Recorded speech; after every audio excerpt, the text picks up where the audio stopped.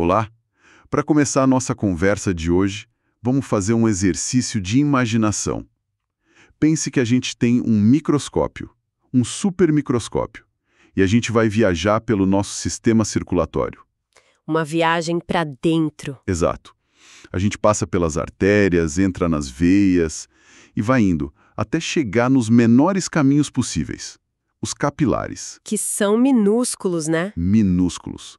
Tão finos que as hemácias passam em fila indiana. A parede dele é feita de uma camada de células, mas aí, olhando de perto, a gente vê que tem mais alguma coisa. Uhum. Do lado de fora, tipo, abraçando esse capilar, tem uma outra célula. Uma presença quase secreta. É isso. E essa célula é o nosso foco hoje, o pericito. E a nossa missão aqui é entender o que ela é, o que faz, e por que essa célula, que quase ninguém ouve falar, pode ser a chave para a nossa saúde e até para a luta contra o câncer. E essa imagem do abraço é perfeita, porque não é só uma figura de linguagem, é funcional. Eles são os guardiões da microcirculação, sabe? Os engenheiros de manutenção dos nossos tecidos. Guardiões. Gostei disso. Implica uma função ativa, né? Não é só estrutura. Exatamente. Eles não estão ali parados, estão trabalhando o tempo todo. Então vamos por partes. A fonte descreve o pericito. Ele fica ali enrolado nos capilares, nas pequenas arteríolas. Se a gente olhasse bem de perto, veria um núcleo dele do lado de fora do vaso, quase um satélite. Isso mesmo. A minha primeira dúvida é essa. Ele faz parte do vaso ou é, sei lá, uma célula vizinha que só chegou perto? Essa é a pergunta fundamental. E a resposta, sim, está na microarquitetura.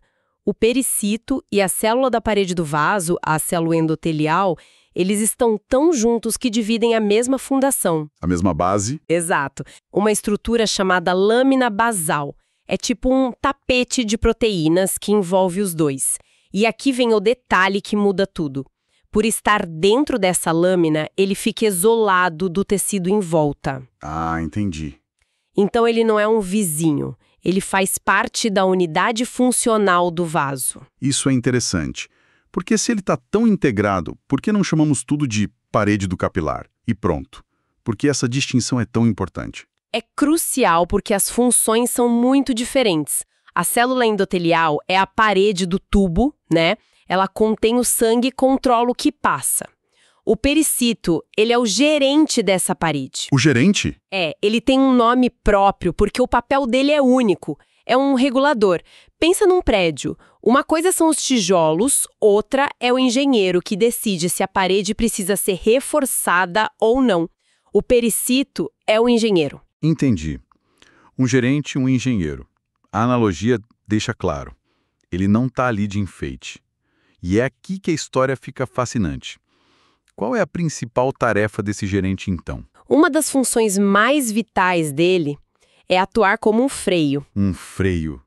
Como assim? Num tecido saudável, os vasos não podem crescer de forma caótica, né? Precisa ter um equilíbrio. Os pericitos são os responsáveis por isso.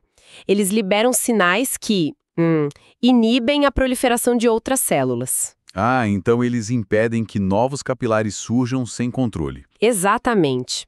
Eles garantem que a irrigação do tecido seja na medida certa. Nem mais, nem menos. Um freio.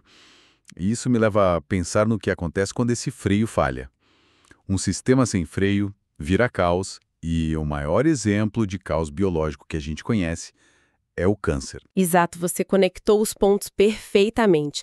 A estratégia de um tumor para crescer é a angiogênese. Ele força a criação de novos vasos para roubar nutrientes. Ele pisa no acelerador. Isso.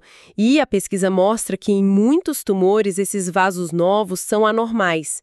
Eles têm poucos pericitos ou os pericitos que estão lá não funcionam direito. Então a ausência do freio do pericito funcional é o que permite que o tumor crie essa rede de alimentação descontrolada. Em grande parte, sim. E não é só isso.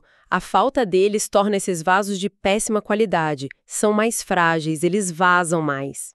O que facilita a metástase. Exato. Facilita que as células do câncer escapem para a corrente sanguínea. Então, a hipótese que move a pesquisa é brilhante. E qual é? E se, em vez de atacar o tumor com venenos, a gente pudesse só consertar o freio, se a gente pudesse estimular os pericitos a voltarem a trabalhar dentro do tumor. A gente normalizaria os vasos. Isso. Cortaria o suprimento de sangue e basicamente sufocaria o câncer por dentro. É uma abordagem de restaurar a ordem, não só de destruir. Isso muda tudo. Não é uma guerra, é uma missão de restabelecer o controle. Mas espera aí, se a função principal dele é ser um freio, o que acontece quando o corpo precisa de novos vasos? Depois de um corte, por exemplo? Boa pergunta. E essa é a outra face da moeda. Mostra a plasticidade incrível dessa célula. Eles não são só freios. Em certos contextos, eles se tornam construtores. Construtores. Sim! Numa situação de reparo, os pericitos recebem outros sinais. Eles podem se dividir e, o mais impressionante, se diferenciar. Podem virar células de músculo liso para reforçar vasos maiores, por exemplo. Quer dizer que eles se transformam no que o tecido precisa naquele momento? Exatamente. São uma equipe de manutenção de prontidão. Em tempos de paz, patrulham. Em tempos de crise, ajudam a reconstruir. Essa versatilidade toda, existe algum lugar do corpo onde essa função de guardião é ainda mais crítica? Sem dúvida. E o melhor exemplo é o cérebro. Todo mundo já ouviu falar da barreira hematoencefálica, né? Aquela proteção super seletiva do nosso cérebro. Sim, claro. Os pericitos são um componente essencial dessa barreira. Eles se enrolam nos capilares do cérebro com uma densidade muito maior e ajudam a apertar as junções, tornando os vasos super impermeáveis. Uau! A perda de pericitos no cérebro hoje já está sendo associada a doenças como Alzheimer, esclerose lateral amiotrófica, porque a barreira começa a falhar.